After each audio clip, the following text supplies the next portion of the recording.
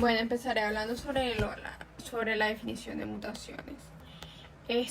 Las mutaciones no son más que cambios permanentes y heredables que van a ocurrir en la secuencia de nucleótidos en el ADN o una alteración en la secuencia de nucleótidos en el ADN y que es capaz de transmitirse a la descendencia por herencia.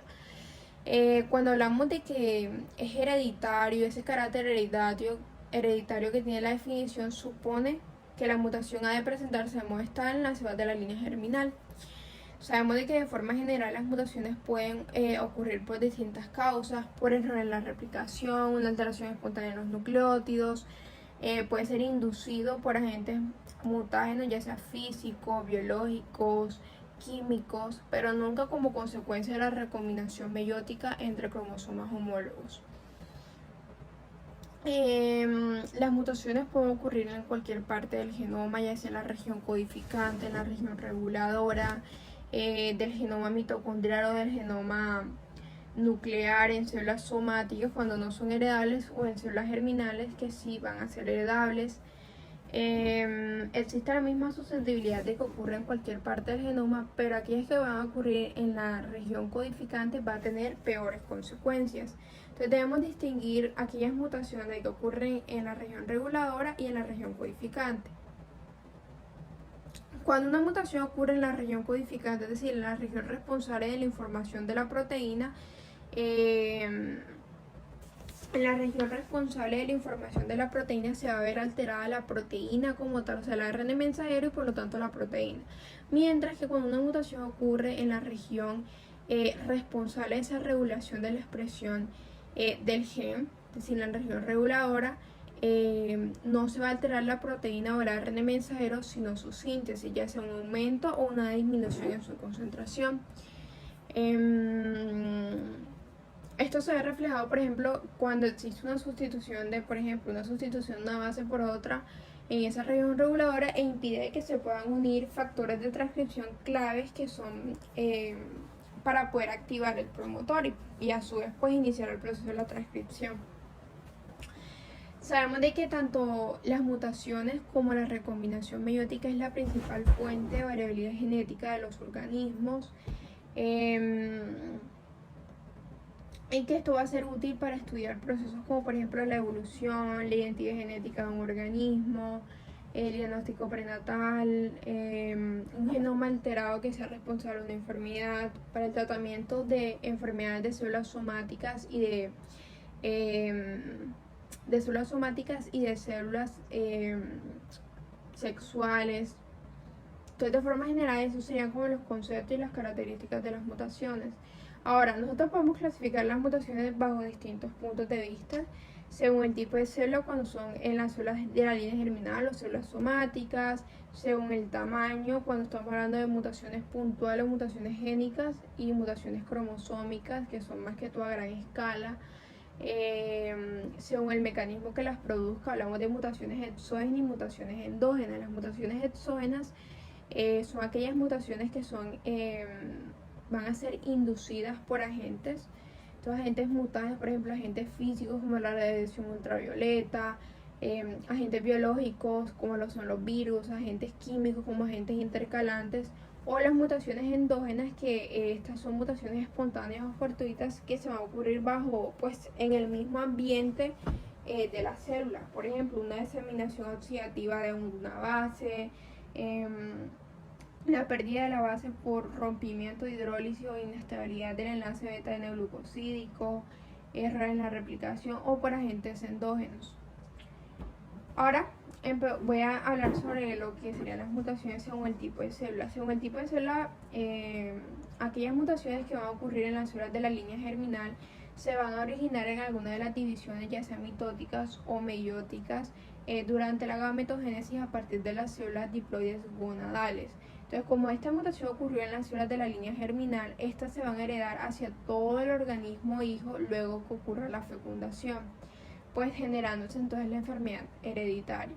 Cabe aclarar de que esa transmisión va a depender de que un gameto sea portador de esa mutación. Pero entonces, como la mutación ocurrió en las células de la línea germinal, estas se van a transmitir hacia todas las células del organismo hijo del nuevo ser pluricelular, incluyendo a las células sexuales a las células de la línea germinal de ese organismo hijo, y por eso va a tener la capacidad de otra vez de transmitirle a la futura generación o a su descendencia. De esta manera, la mutación va a actuar como una variación heredable que va a estar sujeta a la selección natural, y es por eso que nosotros podemos decir de que las mutaciones germinales positivas son las responsables pues de la evolución como tal. Entonces la mutación es la materia prima de la evolución como tal. La importancia de estas mutaciones radica en qué tipo de función se encuentra afectada. Si es una mutación esencial, vamos a ver que se generaron organismos inviables y por eso vamos a evidenciar abortos espontáneos. También podemos ver, por ejemplo, cuando no se afecta una función esencial, pero sí importante, se generan entonces las enfermedades congénitas o hereditarias.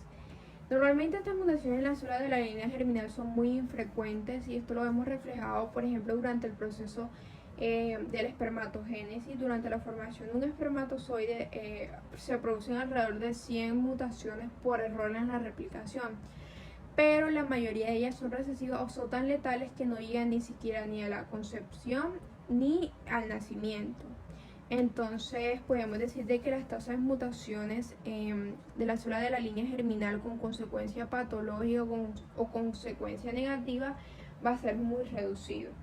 Ahora, por otro lado, las mutaciones en las células somáticas, es decir, aquellas células no reproductoras, solamente se van a heredar a las células hijas producto de la mitosis y no a las células del organismo completo. Es decir, no son heredables como tal. Pueden afectar a cualquiera de los 46 cromosomas de cualquier célula somática diploide que se encuentre ubicada en cualquier órgano, tejido o célula aislada durante el desarrollo precoz, final de un organismo o incluso durante la vida adulta también. A diferencia de las células de la línea germinal, las mutaciones somáticas son las que son mayoritarias, ya que las células somáticas son las que más se dividen y esa tasa de mutación va a aumentar, a pesar de que pues hay una tasa de mutación alta. Esta tasa va a aumentar, por ejemplo, por la edad, por errores en los mecanismos de reparación del ADN o incluso también por la inducción de agentes, apareciendo miles de nuevas mutaciones en la vida adulta. El efecto como tal de las mutaciones en las células somáticas va a depender de la compatibilidad que tenga con el ciclo celular. Por ejemplo, una célula afectada se va a dividir activamente generando una proliferación celular y por eso esto va a generar un problema clínico. Y esto es lo que sucede tanto en la transformación neoplásica como en el envejecimiento. Se llama de que el cáncer se va a iniciar por una mutación en los genes que regulan que regulan la división de la célula. ¿Qué más? Bueno, cuando una mutación somática ocurre después de la formación del cigoto, ya sea una mitosis temprana, una mitosis tardía, pero antes del desarrollo final del cigoto, se genera un mosaico, que pues es un término genético que hace referencia a la presencia de dos o más líneas celulares que son genéticamente distintas y que son derivadas de un mismo cigoto. Entonces, si ocurre una mutación en la mitosis temprana, se va a generar que el organismo va a tener mayor proporción de células anómalas que las normales. Pero si ocurre una mitosis tardía, va a haber mayor proporción de células que van a ser normales como tal, a diferencia pues de que si ocurre en la mitosis temprana. Ahora, empecemos a hablar sobre la clasificación de las mutaciones según la magnitud. Entonces, según la magnitud se clasifican en mutaciones puntuales, mutaciones génicas, mutaciones génicas y mutaciones cromosómicas. Las mutaciones génicas también son llamadas mutaciones puntuales, mutaciones mínimas, micromodificaciones, mutaciones a pequeña escala, y estas básicamente involucran la alteración de un solo gen, de un solo nucleótido, y por lo tanto, estas mutaciones a pequeña escala o mutaciones puntuales por lo general involucran la alteración de un solo nucleótido y por lo tanto de su complementario en la otra hebra, o también puede incluir también varios nucleótidos, es decir, alteración en uno o pocos nucleótidos. Entonces, de forma general, hablamos de sustitución, de lesión e inserción. Es importante también mencionar de que estas mutaciones puntuales son tan representativas que incluso son consideradas como el único tipo de mutación que existe, y que es la estabilidad del cambio lo que va a garantizar de que esa mutación se perpetúe en la progenie celular al pasar por cada ciclo de replicación a las nuevas copias del ADN y que permanezca en los genomas de los individuos dentro de una población. También hablamos de que cuando existe esa alteración en un solo nucleótido, es decir, que por lo general solamente afecta a un gen, hablamos de enfermedades monogénicas. Las enfermedades monogénicas involucran la alteración de un solo gen, ya sea en la región estructural o región codificante o la región reguladora, y que estas enfermedades monogénicas se transmiten según las leyes de Mendel. Entonces esa alteración en el gen, ya sea en cualquiera de los dos tipos de regiones, va a ser suficiente, por ejemplo, para alterar su función, altera la función de la proteína y genera una enfermedad hereditaria. Bueno, en cuanto a las sustituciones, es una mutación puntual que consiste en un cambio de un nucleótido por otro o la aparición de un nucleótido en un punto específico de la secuencia del ADN donde originalmente se encontraba otro. Ahora las clasificamos en transiciones y transversiones. Las transiciones es un cambio de una pirimidina por una pirina o una purina por otra purina. Las transversiones es un cambio de una pirimidina por una purina o una purina por una pirimidina. Existen 8 posibilidades, 2 por cada base, y en las transiciones 4 posibilidades, 1 por cada base. En cuanto a las inserciones y deleciones, las inserciones es la pérdida de uno o varios nucleótidos en la secuencia del ADN. Esta va a ser infrecuente en ADN codificante, pero frecuente en ADN no codificante. Al igual va a suceder con las inserciones, de que es la ganancia de uno o pocos nucleótidos en la secuencia del ADN, y que esto va a ser infrecuente en ADN codificante, mientras que la sustitución va a ser común tanto en ADN codificante como en ADN no codificante. Ahora, podemos decir entonces de que el cambio en la secuencia del ADN, la secuencia de nucleótidos en el ADN, puede tener distintas repercusiones en la secuencia del producto proteico. Es decir, podemos distinguir lo que serían las mutaciones silenciosas y las mutaciones no silenciosas, es decir, de que las mutaciones las podemos clasificar desde el punto de vista funcional en mutaciones silenciosas y mutaciones no silenciosas, dependiendo de ese efecto que ocurre en la secuencia del producto proteico. Entonces, en cuanto a las mutaciones silenciosas, son también llamadas mutaciones neutras, mutaciones sinónimas, mutaciones asintomáticas. Estas se caracterizan porque, a pesar de que existe una alteración en la secuencia de nucleótidos en el ADN, no genera ningún tipo de repercusión en la secuencia del producto proteico, es decir, no se afecta el fenotipo.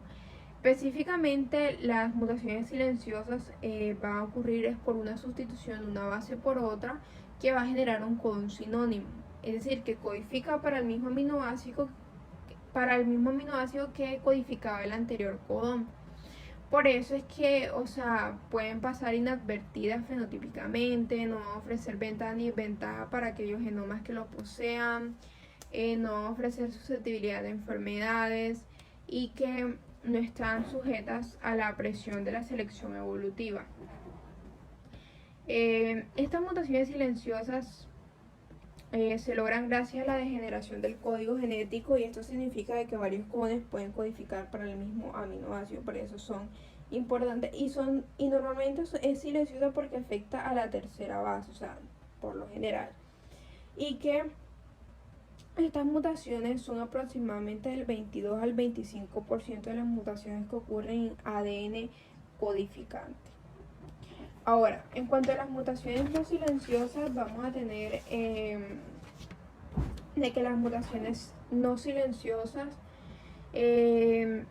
ocurre a lo contrario. Que la alteración en la secuencia de nucleótidos en el ADN sí va a generar una repercusión en la secuencia del producto proteico, es decir, sí afecta el fenotipo. Y pues codifica a uno o varios aminoácidos distintos. En el momento de que existe el cambio de codón, se van a cambiar aminoácidos, se altera esa secuencia como tal.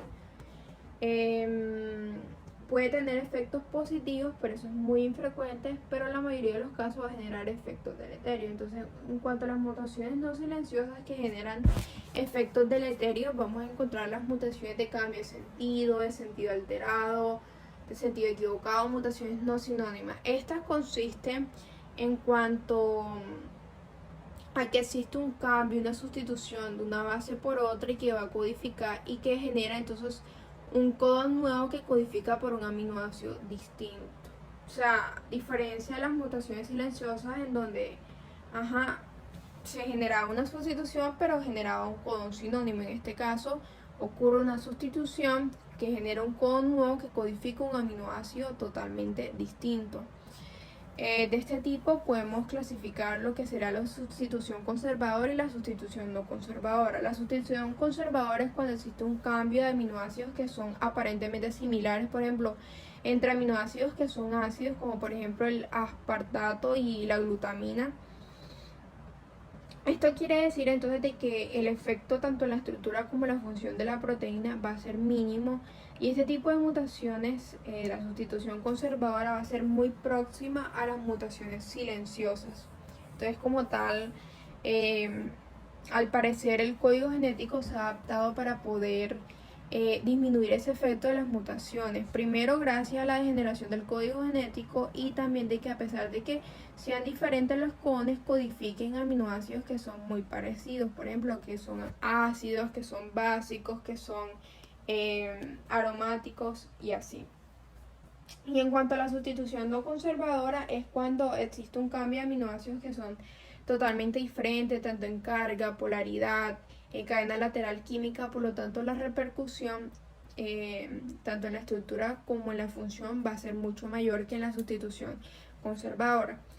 Este tipo de mutaciones de cambio de sentido alterado, mutaciones no sinónimas, pueden generar un polimorfismo proteico.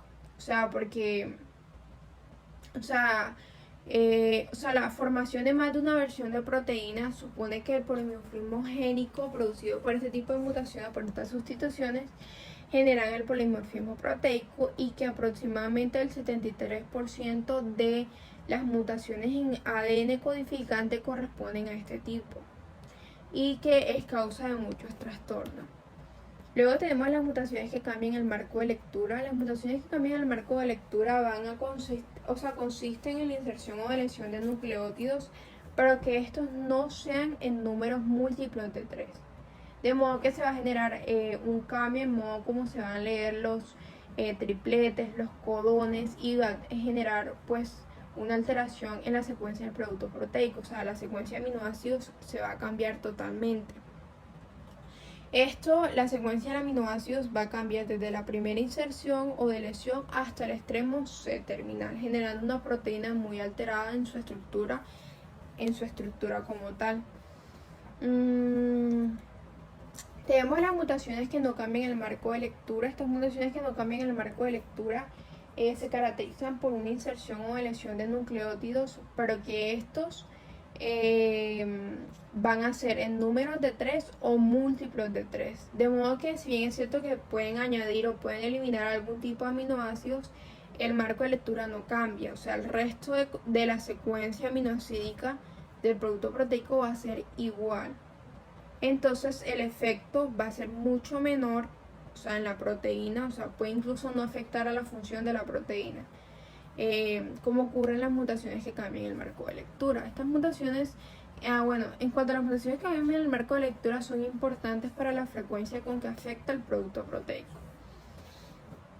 Luego tenemos las mutaciones sin sentido, las mutaciones con terminación prematura de la proteína, que estas consisten entonces en donde una mutación puntual, ya sea una sustitución, una deleción, una inserción, va a generar la aparición de un codón de finalización, de modo que va a existir una terminación prematura como tal de la traducción del ARN mensajero, generando una proteína truncada, específicamente en su extremo C-terminal.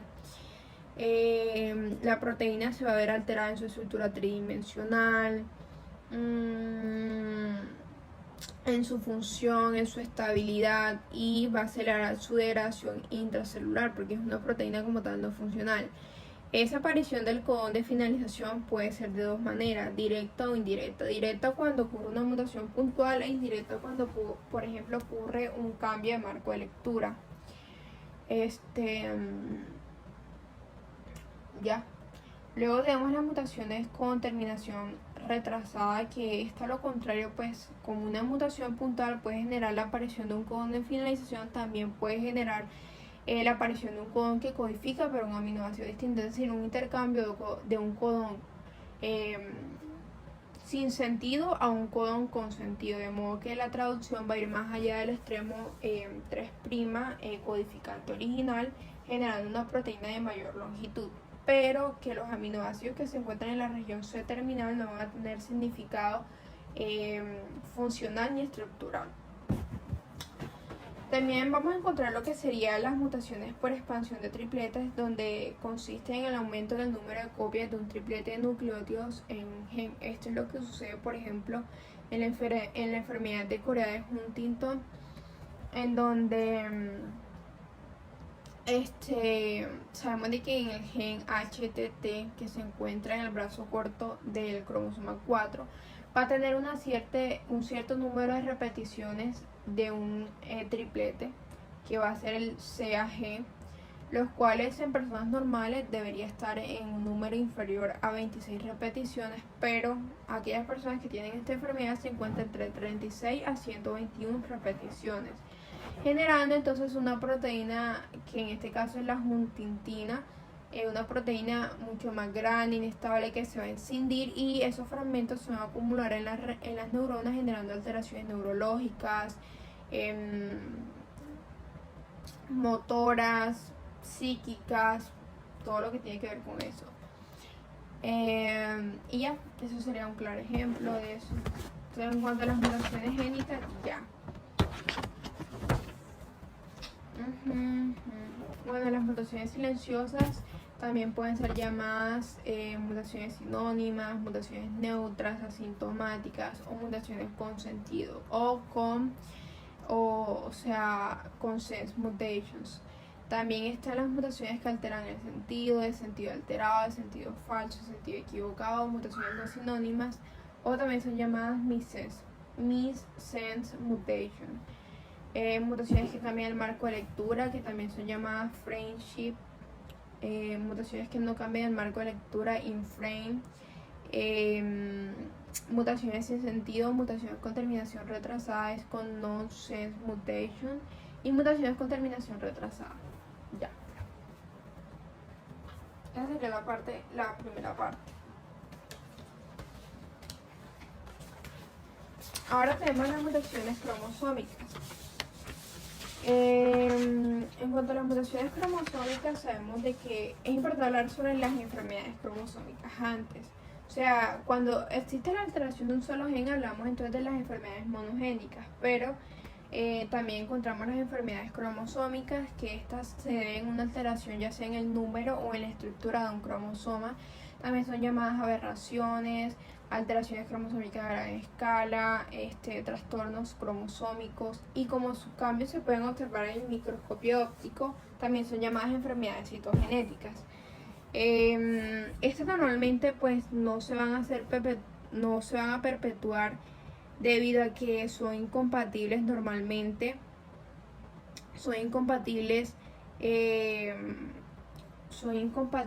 como que con la supervivencia y con la reproducción, pero son responsables de gran parte de las enfermedades congénitas, de abortos espontáneos, de cáncer, entre otros.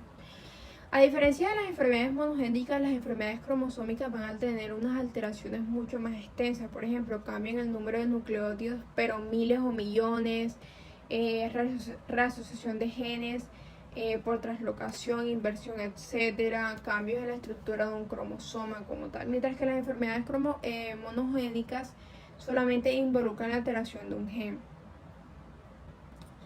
Y que pues ya sería esa parte ahí. Entonces podemos distinguir lo que sean las aberraciones constitutivas y las aberraciones adquiridas o somáticas. Las aberraciones constitutivas son aquellas de que se van a originar pues en lo que serían las células de la línea germinal, afectando a todas las células del organismo hijo como tal, y las aberraciones adquiridas son las que ocurren después de la formación del cigoto en una mitosis posigótica.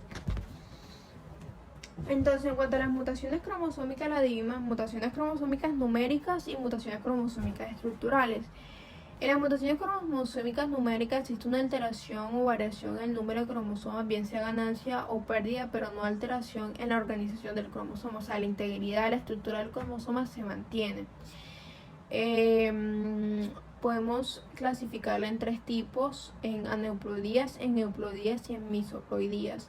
Por lo general, estas van a ocurrir en las divisiones meióticas, de modo que se transmiten a todas las células del hijo y que estas son mucho más frecuentes que las mutaciones cromosómicas estructurales. En cuanto a las euploidías, de forma general encontramos a las nuliploidías, que esto corresponde al juego cromosómico de las células de los glóbulos rojos de las plaquetas. Nuliploidías, haploidía y diploidía son normales. Triploidía, tetraploidía, pentaploidía y así sucesivamente. O sea, las euploidías que no son normales son la nuliploidía, nuliploidía, triploidía y tetraploidía. Aneuploidía hablamos entonces de nulisomía, de monosomía, de trisomía y tetrasomía. La disomía es normal. O sea, cuando tú hablas de disomía, por ejemplo, los cromosomas de una célula somática, entonces como tal eso es normal. Al igual de la haploidía y diploidía en euploidía, de que es lo mismo. Las misoploidías es la presencia de dos poblaciones celulares que son genéticamente distintas. Bueno, en cuanto a las aneuploidías, inicialmente pues estas son anomalías que cambian el carácter euploide. Estas pues involucran la alteración de cromosomas individuales, bien sean ganancia o pérdida, pero no alteraciones en juegos cromosómicos completos. Normalmente son variaciones en el número de copias de un cromosoma, por lo general una copia de más o una copia de menos, generando entonces, por ejemplo, trisomías o monosomías. Entonces, de forma general, las aneuploidías son 4 tipos. Las nulisomías, que es con la presencia de 44 cromosomas, su dotación cromosómica total es 2n-2, en donde existe entonces la pérdida de ambos miembros de un par cromosómico. Esto resulta por la fecundación de un gameto n-2, que resultó de una doble no disyunción meiótica, y por la fecundación de un gameto normal. Luego tenemos lo que sería la monosomía, que es la pérdida de un solo homólogo de un par cromosómico. Un claro ejemplo sería el síndrome de Turner, la monosomía del cromosoma X, que se debe a una no disyunción de los cromosomas sexuales. Entonces aquí existe la pérdida de un solo homólogo de un par cromosómico. Va a estar constituido por 45 cromosomas. Estos resultaban por la fecundación de un gameto n-1 por un gameto n, y ese gameto n-1 es resultado de una no disyunción, ya sea en la meiosis 1 o en la meiosis 2. Luego tenemos a las trisomías, que es la ganancia de un cromosoma homólogo, es decir, que en un determinado cromosoma vamos a encontrar 3 copias. Un claro ejemplo va a ser el síndrome de Down, que es una no disyunción del cromosoma 21, a la trisomía pues 18, que es el síndrome de Edward, la trisomía 13, que es el síndrome de Patau, y el síndrome de Klinefelter, que es trisomía de los cromosomas sexuales, generando varones XXY. Entonces ellos, su dotación cromosómica total va a ser 2n+1, 47 cromosomas, y que resultan por la fecundación de un gameto n+1 por un gameto n. Ese gameto n+1 es producto de una no disyunción, ya sea en la meiosis 1 o en la meiosis 2. Y por último, la tetrasomía, que es la ganancia de 2 cromosomas homólogos, es decir, que en un determinado cromosoma vamos a encontrar 4 copias homólogas. Su dotación cromosómica total es 2n+2 y resulta por la fecundación de un gameto n+2, que es producto de una doble no disyunción por un gameto n.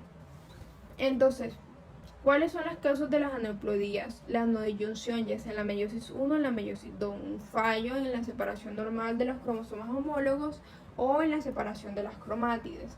Entonces, por ejemplo, cuando ocurre una no disyunción en la meiosis 1, todos los gametos se van a encontrar afectados.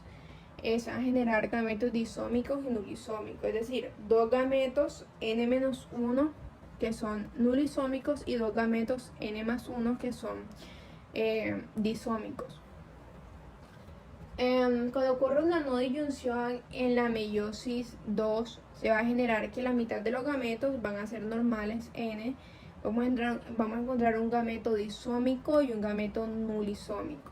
Y cuando existe una doble no disyunción meiótica, todos los cromosomas también se van a encontrar afectados. Se va a generar un gameto N+2, otro gameto N-2, un gameto N-1 y otro gameto N-1. Otra clase de las aneuploidías es el rezago anafásico, que consiste en la pérdida de un cromosoma debido a un retraso en la migración durante la anafase. Entonces genera una célula con monosomía y la otra célula con complemento cromosómico normal. ¿Qué más? Bueno, la causa más común de las aneuploidías es una no disyunción materna en la meiosis 1 y que esa no disyunción va a aumentar con respecto, o sea, el riesgo de la no disyunción va a estar relacionado más que todo con la edad, es decir, a medida que se aumente la edad está relacionada entonces con esa no disyunción. Y esa no disyunción también va a predisponerse por hechos como por ejemplo una ausencia de recombinación, una recombinación muy cercana al telómero o telomérica, o una recombinación centromérica o muy cercana al centrómero. Eso en cuanto a las aneuploidías, creo que eso es todo. Luego encontramos lo que serían las misoploidías. Las misoploidías o también mosaicos. Estas se originan por una no disyunción en la mitosis temprana, es decir, después de la formación del cigoto, generando entonces organismos que tienen diferentes poblaciones celulares, dos o más líneas celulares que son genéticamente distintas, pero que son derivadas del mismo cigoto. Luego tenemos a las euploidías, que es el tercer tipo de mutaciones cromosómicas numéricas, en donde las euploidías, en lugar de existir una alteración en los cromosomas individuales, va a tener una alteración en juegos completos cromosómicos. Entonces vamos a encontrar de que, por ejemplo, la triploidía es cuando la célula posee 3 juegos cromosómicos, es decir, cromosomas en triplete. Normalmente los cromosomas se encuentran en duples, pero en este caso en las triploidías existen 3 juegos cromosómicos, cromosomas en tripletes. Los 2/3 de las triploidías se deben por la fecundación de un gameto de un óvulo por 2 espermatozoides, que es lo que se denomina como dispermia, o el tercio restante es originario por una fecundación de un óvulo normal por un espermatozoide diploide, un espermatozoide normal diploide, que ocurrió por un fallo en una división durante la espermatogénesis, Entonces a eso se le llama como diandria. Entonces, ¿cuáles son las dos causas de triploidía? ¿Dispermia o diandria? Bueno, las posibilidades de cuando ocurre pues una dispermia, es decir, cuando se fecunda un óvulo por 2 espermatozoides, las 3 posibilidades de los cariotipos va a ser 69,XXX, 69,XXY, 69,XYY. Y cuando ocurre la segunda causa por una diandria, es decir, por la fecundación de un óvulo por un espermatozoide diploide, se va a generar entonces 2 posibilidades, 69,XX o 69,XXY. Luego tenemos a las tetraploidías, que existe pues 2 dotaciones cromosómicas adicionales, es decir, va a tener 4 huevos cromosómicos. Los cromosomas van a estar en 4 cromosomas y existen 2, son siempre ya sea 92,XXX o 92,XXYY. ¿Cuál es el origen entonces de estas tetraploidías? Normalmente por un fallo en la primera división mitótica del cigoto, que tras una replicación normal del ADN, o sea, la duplicación, no existe pues o no ocurre la división celular subsiguiente, es decir, un fallo en la finalización de una división temprana del cigoto, poscigótica. Entonces, conclusión, las tetraploidías se originan por un fallo durante las primeras divisiones, o por lo general por un fallo en la primera mitosis del cigoto, que tras esa replicación normal del ADN no ocurre la división celular subsiguiente, la que debería formar dos células embrionarias que serían 2N2C, sino va a generar una célula que va a ser 4N4C.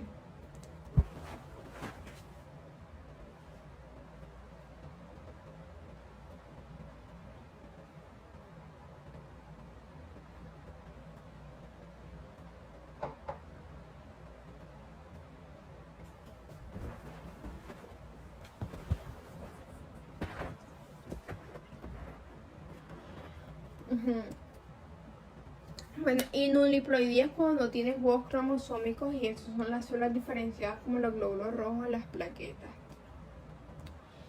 Bueno, ahora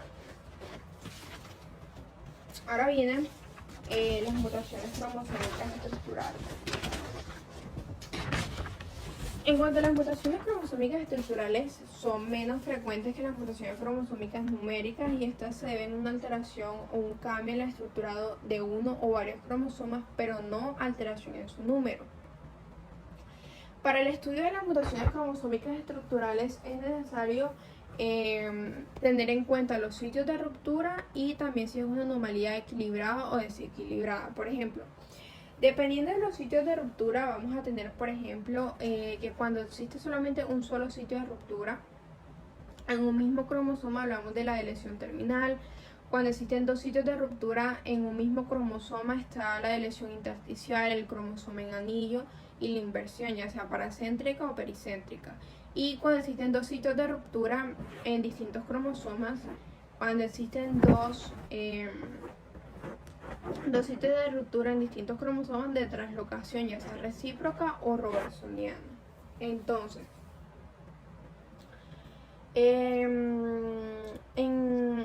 bueno, eso sería con respecto a la primera clasificación. En cuanto a si es un carácter, o sea, si es una anomalía equilibrada o desequilibrada, vamos a tener que, en cuanto a las anomalías equilibradas, identificamos, por ejemplo, a las inversiones y a las translocaciones. En este tipo de mutaciones o alteraciones cromosómicas, no va a haber ni ganancia ni pérdida de información genética. Por ejemplo, si hablamos de inversión, solamente los genes van a cambiar de sentido, y si hablamos de translocación, solamente van a cambiar de cromosoma. Como tal, no va a existir ni pérdida ni ganancia de información genética. Por lo tanto, los portadores de estas translocaciones que son balanceadas, de estas alteraciones que son balanceadas, son fenotípicamente normales. Por lo tanto, no se pueden detectar ni siquiera con el nacimiento, o sea, no se pueden detectar ni al nacimiento ni a lo largo de toda su vida. Solamente van a tener problemas cuando vayan a tener hijos, porque pueden generar gametos desbalanceados por translocación, por inversión, entre otros.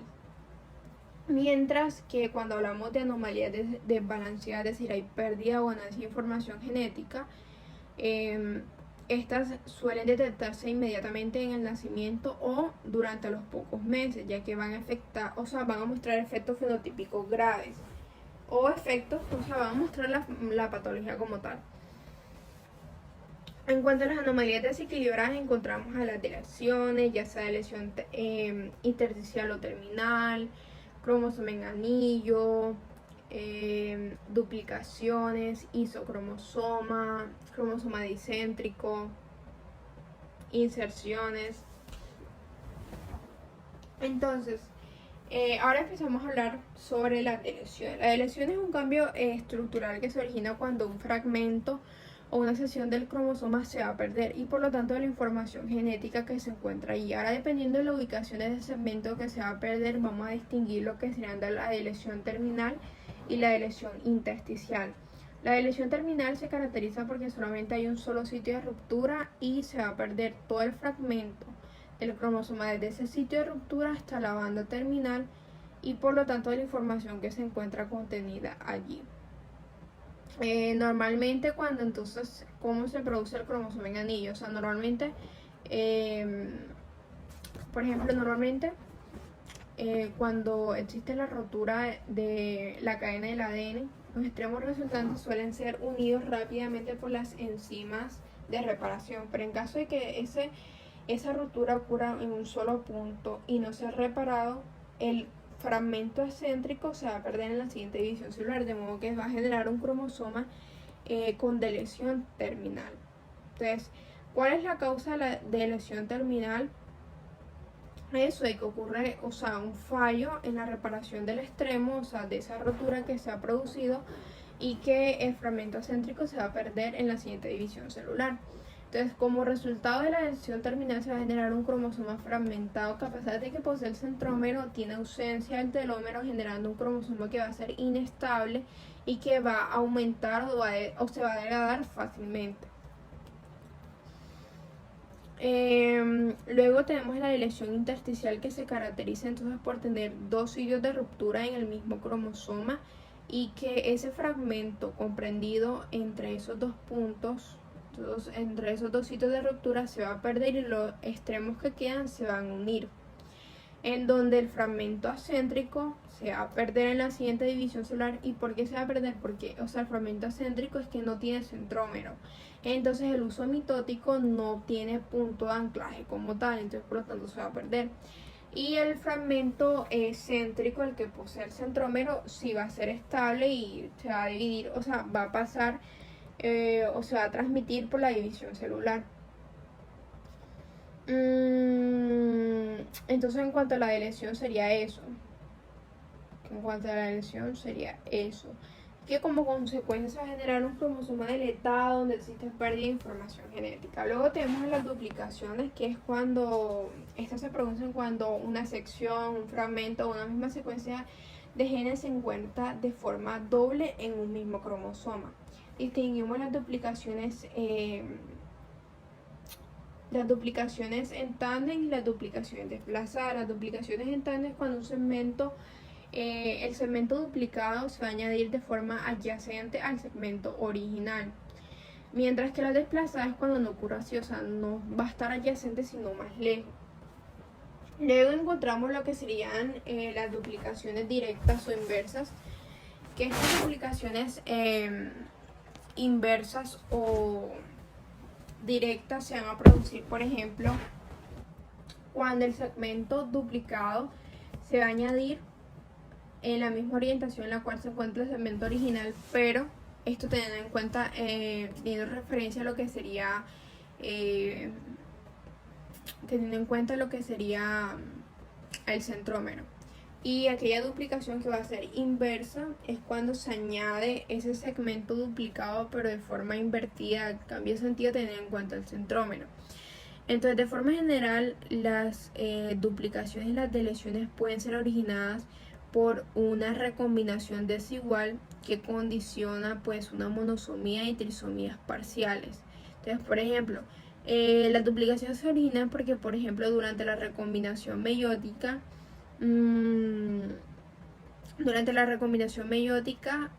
por ejemplo, existe un cromosoma egoísta que no va a dar su fragmento, entonces recibe el del homólogo, entonces se queda con dos fragmentos, por eso es que se genera el cromosoma duplicado. Es importante mencionar de que las deleciones van a generar un efecto fenotípico grave debido a que existe pérdida de información genética, porque es una anomalía desequilibrada, mientras que las duplicaciones representan ganancia de material genético, pero que estas se soportan más que las deleciones, ya que es peor la pérdida de genes que la ganancia de genes. Luego encontramos lo que serían los cromosomas en anillo. Los cromosomas en anillo, para la formación de un cromosoma en anillo deben existir dos deleciones terminales, es decir, deben haber dos sitios de ruptura en los extremos de un mismo cromosoma y los extremos resultantes se van a unir formando un anillo circular o un anillo en círculo o un anillo en círculo, un cromosoma circular, perdón. Es decir, una doble deleción terminal con recircularización del cromosoma. Una doble deleción terminal con recircularización del cromosoma. ¿Cuál es la causa de la formación de un cromosoma en anillo? Normalmente es la rotura y errores de reparación de los extremos pegajosos, ya que cuando, un cromosoma que no tenga telómero va a ser degradado fácilmente y se van a atraer como tal los extremos. Es importante mencionar de que estos cromosomas en anillo van a tener problemas en la recombinación meiótica. Sabemos de que la recombinación meiótica, es decir, ese apareamiento y ese entrecruzamiento que se va a dar entre los cromosomas homólogos debe darse en aquellos que tienen la misma información genética, pero este cromosoma no se va a poder llevar a cabo la recombinación debido a que existe pérdida de información genética, entonces no tiene la misma información genética que su homólogo, entonces tiene problemas en la recombinación meiótica. En este tipo de mutaciones va a existir pérdida de regiones con genes muy importantes que son terminales, generando patologías también importantes. Pero existen los casos en donde se puede generar un cromosoma en anillo y no genere patología importante, por ejemplo, cuando no existe pérdida de la región subtelomérica. Normalmente estos cromosomas en anillo se pueden encontrar en el cromosoma 13 y 18. En conclusión, el cromosoma en anillo se produce, para la producción o para la generación de un cromosoma en anillo deben existir dos deleciones terminales y los extremos resultantes se van a unir, generando un cromosoma en anillo. Y si este cromosoma en anillo posee el centrómero, se va a heredar, va a permanecer estable o se va a transmitir en la división celular. Pero si es acéntrico, es decir, no posee centrómero, se va a perder en la división celular. Luego vamos a encontrar lo que son las inversiones. Las inversiones es una anomalía estructural que se produce cuando un fragmento de un cromosoma que se ha producido por dos sitios de ruptura o generado por dos sitios de ruptura o delimitado por dos sitios de ruptura va a girar 180 grados y se vuelve a insertar en el mismo cromosoma, es decir, se invierte, cambia de sentido. Entonces, si ese fragmento involucra el centrómero, hablamos entonces de inversión pericéntrica. Entonces, la inversión pericéntrica se produce cuando los dos sitios de ruptura se encuentran en distintos brazos del mismo cromosoma, ya sea uno en el brazo largo y el otro en el brazo corto, y el fragmento delimitado por esos dos puntos de ruptura involucra el centrómero, va a girar 180 grados y se vuelve a reinsertar en el mismo cromosoma. Este tipo de inversión pericéntrica va a alterar o va a cambiar la dirección del patrón de bandas del cromosoma, es decir, va a alterar la secuencia original del cromosoma y también la morfología del cromosoma con respecto al centrómero. Mientras que una inversión paracéntrica, los dos sitios de ruptura se encuentran en el mismo cromosoma, en el mismo brazo del mismo cromosoma, y que el fragmento comprendido entre esos dos sitios de ruptura va a girar 180 grados y volver a reinsertar en el mismo cromosoma, y que este solamente va a presentar una alteración en la dirección o una alteración en el patrón de bandas, es decir, una alteración en la secuencia del cromosoma, pero no una alteración o modificación en la morfología del cromosoma con respecto al centrómero. Entonces ya eso sería en cuanto a las inversiones, pero sabemos de que la inversión es una anomalía equilibrada, es decir, no va a generar desbalance genético, no va a generar desbalance genómico. Sin embargo, si un sitio de ruptura ocurre al interior de un gen, altera su secuencia y por lo tanto pues puede afectar su expresión, por eso se puede generar un fenotipo anormal. Si ese sitio de corte o ese sitio de ruptura ocurre al interior, entonces de un gen. Normalmente sabemos de que los portadores de las inversiones pueden producir gametos desbalanceados, Básicamente, los portadores de las inversiones van a producir gametos desbalanceados, ya que, como te había dicho al comienzo, ellos son fenotípicamente normales, pero van a tener problemas a la hora de la descendencia. Entonces, los portadores de las inversiones va a generar gametos desbalanceados. Esto como consecuencia de la recombinación meiótica entre los cromosomas homólogos. Entonces, por ejemplo, si durante esa recombinación existe, por ejemplo, un individuo heterocigoto eh, para la inversión, es decir, vamos a encontrar un cromosoma normal y un cromosoma con inversión. Entonces, por ejemplo, en cuanto a la inversión pericéntrica, si se para poder recombinar, o sea, si se recombina eh, un cromosoma normal y un cromosoma con inversión pericéntrica, se debe formar un lazo de inversión, o sea, no se va a generar una estructura bivalente, o sea, la sinapsis no se va a generar o sea, como en cromosomas normales, sino que se tiene que formar un lazo de inversión. Entonces, ¿cuáles son los resultados de esta recombinación con un cromosoma que tiene inversión pericéntrica? Se va a generar un cromosoma entonces que va a tener duplicación de la región terminal del brazo corto y con su respectiva deleción del brazo largo, y un cromosoma con deleción del brazo corto y con duplicación del brazo largo. Si esto es fecundado, se van a generar trisomías y monosomías parciales, pero si en lugar de eso se genera entonces una recombinación con un cromosoma que tiene inversión paracéntrica, se va a generar un cromosoma acéntrico y se va a generar un cromosoma dicéntrico. El cromosoma céntrico se va a perder en la división celular, puesto que no tiene punto de anclaje del uso mitótico, y dicéntrico puede incluso ser roto debido a que a esos centrómeros se va a unir el uso mitótico y pueden jalarlo en direcciones opuestas rompiéndolo, o también pueden incluso no movilizarlo hacia los extremos, sino que queda suspendida en los núcleos de las células hijas. Eso en cuanto a las inversiones. También tenemos los isocromosomas, que sabemos que normalmente durante la división celular los cromosomas se van a separar por la región centromérica de manera longitudinal,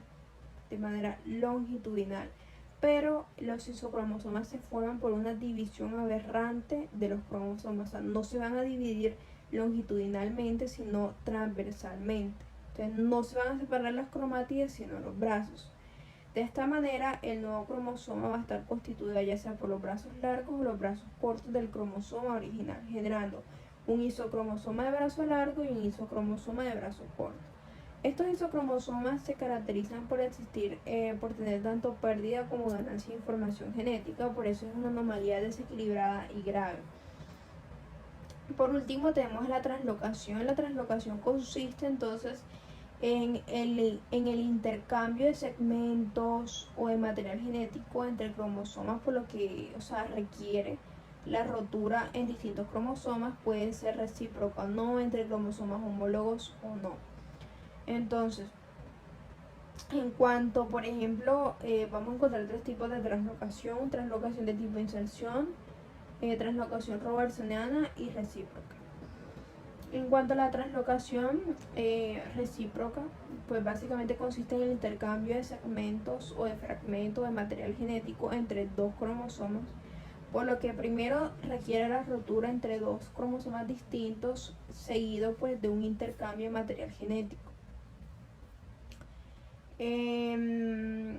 Ese intercambio puede ser de un fragmento acéntrico por un fragmento céntrico, genera un cromosoma dicéntrico, o un fragmento acéntrico por otro fragmento acéntrico, puede darse entre cromosomas homólogos o no.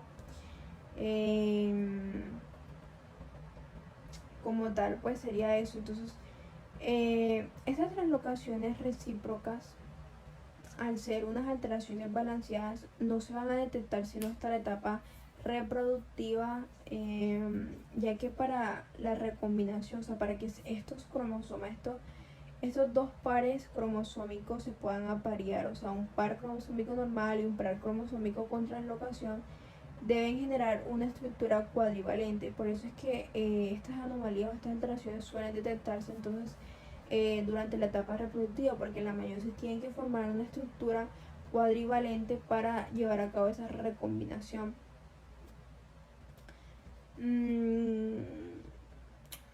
Por otro lado, vamos a encontrar la translocación robertsoniana, que se va a caracterizar entonces por un reordenamiento particular que se va a dar entre cromosomas acrocéntricos que no sean homólogos, en donde van a romperse cerca de la región centromérica, y los fragmentos grandes o los brazos largos de esos cromosomas acrocéntricos se van a unir por función centromérica, y los fragmentos que son acéntricos, que corresponden a los brazos cortos, se van a perder. Entonces, la consecuencia de esta translocación robertsoniana va a existir entonces la pérdida de esos genes organizadores nucleares que se encuentran en esos brazos cortos, pero no van a tener consecuencia clínica. ¿Por qué? Porque, vamos a encontrar otros genes en los demás cromosomas acrocéntricos. Por eso es que ellos no, los portadores balanceados de translocaciones robertsonianas no van a manifestar patología, al igual que la translocación recíproca, sino a la hora pues de la etapa reproductiva. Entonces va a existir la pérdida, y que aquellos portadores balanceados de translocaciones robertsonianas van a aportar entonces no 46, sino van a tener 45 cromosomas en su cariotipo. Al igual que la translocación recíproca, estas translocaciones de tipo robertsoniana también va a ser detectada en la etapa reproductiva, y que para la recombinación meiótica deben generar una estructura trivalente. Es decir, en inversión se debe generar un lazo de inversión, en translocación recíproca una estructura cuadrivalente, y en translocación robertsoniana una estructura trivalente. La translocación de tipo de inserción es cuando un segmento de un cromosoma se inserta en una posición inusual de otro cromosoma. Básicamente sería eso. Eso, ya.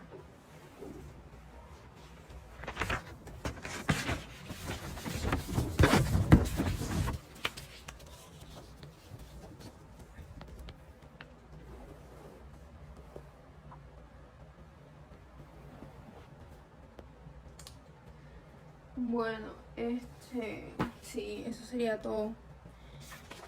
No sé qué más.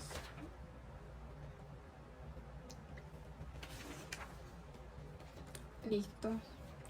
Bueno, y en cuanto a las mutaciones y la evolución, sabemos de que la mayoría de las mutaciones van a ser letales y van a desaparecer con los portadores. O sea, de que la selección natural se encarga de eliminar aquellos individuos que tengan una mutación perjudicial para el individuo portador. Entonces la selección natural los elimina, pero si son beneficiosas van a permanecer entre los individuos de una población y se van a transmitir a su descendencia. Entonces aquellas mutaciones que afecten a los gametos van a afectar al cigoto tras la formación. Se me olvidó, espérate. Todas las células pueden sufrir alguna mutación, pero aquellas mutaciones que afectan a los gametos van a afectar entonces al cigoto tras la fecundación por otro gameto, y por lo tanto las células que se van a derivar de él para la formación del nuevo ser pluricelular, y tiene a su vez la capacidad de transmitir esa mutación a la herencia. De esta manera, las mutaciones germinales positivas son las responsables de la evolución de las especies. Un individuo portador de una mutación va a tener una característica ventajosa respecto al que no la tiene, por lo que tendrá mayor probabilidad de descendencia y de transmitir a su descendencia esa característica ventajosa. Y que la evolución de las especies se produce por una acumulación de esos cambios producidos por las mutaciones. Si no hay mutaciones, no hay variabilidad, entonces no va a ser necesitada por la selección natural.